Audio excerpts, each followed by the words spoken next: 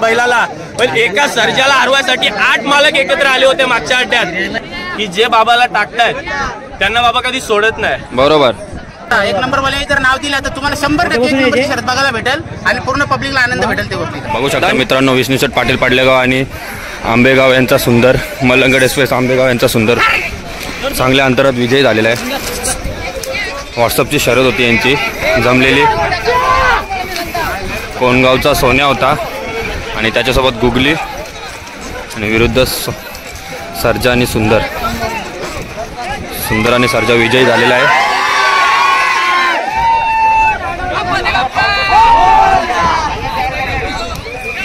स्वतः मालक सांगताय विजयी झाल्यानंतर पण जल्लोष करू नका. विष्णुशेठचा जल्लोष बघू शकता मित्रांनो.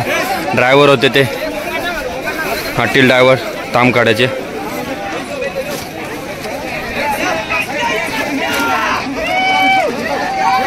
बघू शकता किंग मुंबई बैलगाडा शर्यतीतले किंग बिंजोडचे विष्णुशेठ पाटील पाडले.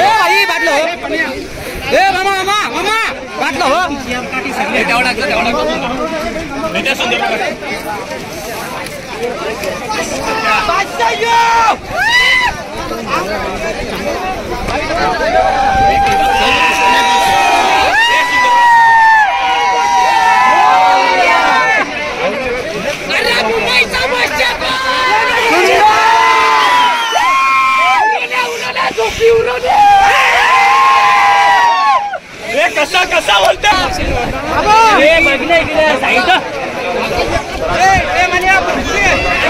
फुल जल्लोष जल्लोष चालू आहे. जल्लोष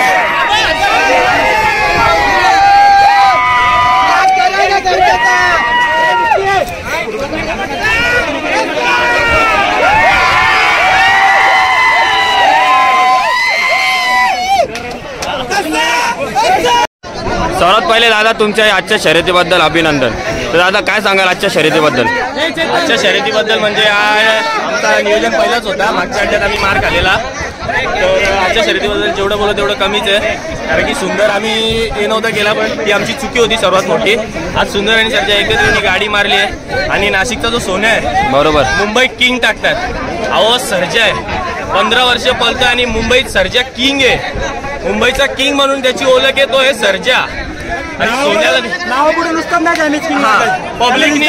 पब्लिकनी नाव दिलंय मुंबई किंग सर्जा आणि शिस्तीचा बादशाह तो सर्जा. आणि सोन्या ते सोन्यावाले बोलत होते मुंबई किंग वगैरे येते, असे खूप येऊन गेले सर्जाजवळ. मुंबई किंग फक्त सर्जाच आहे.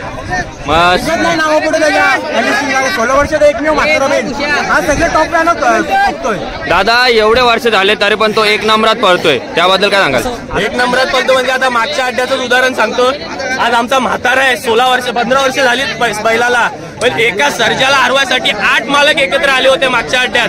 फक्त चिक्याने थोडी साथ नाही दिली.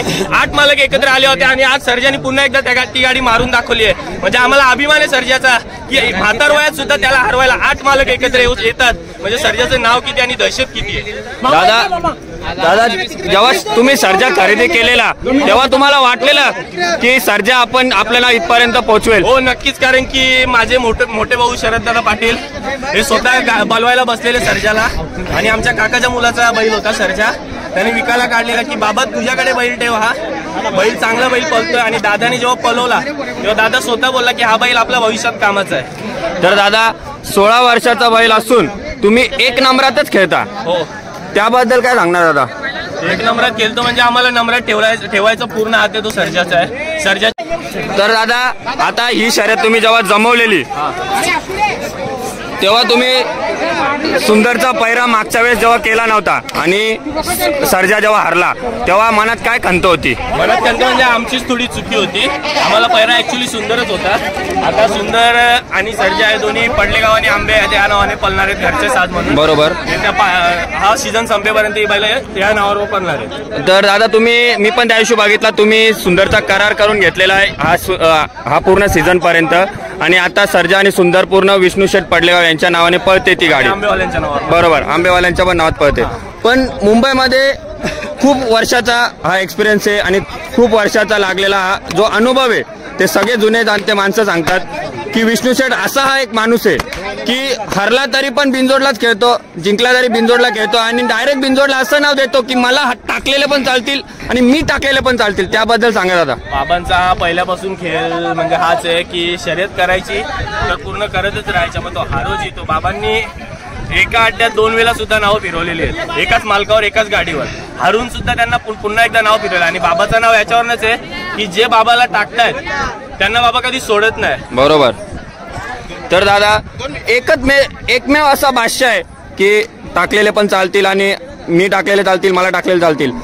ते जेव्हा नाव स्टेजवर पुकारतात तेव्हा तुमच्यामध्ये काय उत्सुकता असते की बाबा आपलं नाव आता पुकारलं गेले? उत्सुकता म्हणजे बाबांचं कसं आहे, अड्ड्यात आलं की लपून नाही बसायचं. काही जण आहेत सर्जाची गाडी मारली पण काय बोलतात, सर्जा असेल तर आम्ही शर्यत नाही करत. याला खेळ नाही बोलत, तुम्ही खेळ खेळताय ना, सर्जाला हरवलं ना पुन्हा या ना सर्जा समोर. तर आम्ही कसे पुन्हा चान्स देतो, पुन्हा शर्यती करतो. बरोबर. असे सर्जा समोर आहे, आज म्हातारा आहे, म्हाताऱ्याला जर एवढे घाबरता आम्हाला तेच खूप आहे. तर दादा येणाऱ्या काळात जेव्हा तुम्ही सातारा छकड्यावर पहिली वेळा बसलेले, कारण मुंबईमध्ये सातारा छकड्यावर बसलेला पहिला माणूस तुम्ही होते, तर येणाऱ्या काळात परत तुम्ही कधी दिसाल का छकड्यावर? दिसू शकतो. अशी एक शर्यत आहे ती जर लागली कधी महत्वाची तर पुन्हा एकदा दिसू शकतो. आणि आता राहिलेत मधून 10-12 दिवस राहिलेत आपल्या मुंबईमध्ये, तर येणाऱ्या काळात पुन्हा आपल्या पब्लिकला 1 नंबरची शर्यत सर्जाकडून बघायला भेटेल का? बघूया. जर नाव दिला समजा 1 नंबर वाले जर नाव दिला तर तुम्हाला 100% 1 नंबरची शर्यत बघायला भेटेल आणि पूर्ण पब्लिकला आनंद भेटेल त्या गोष्टीचा. धन्यवाद दादा आणि आजच्या शर्यतीबद्दल तुमचे खूप खूप अभिनंदन.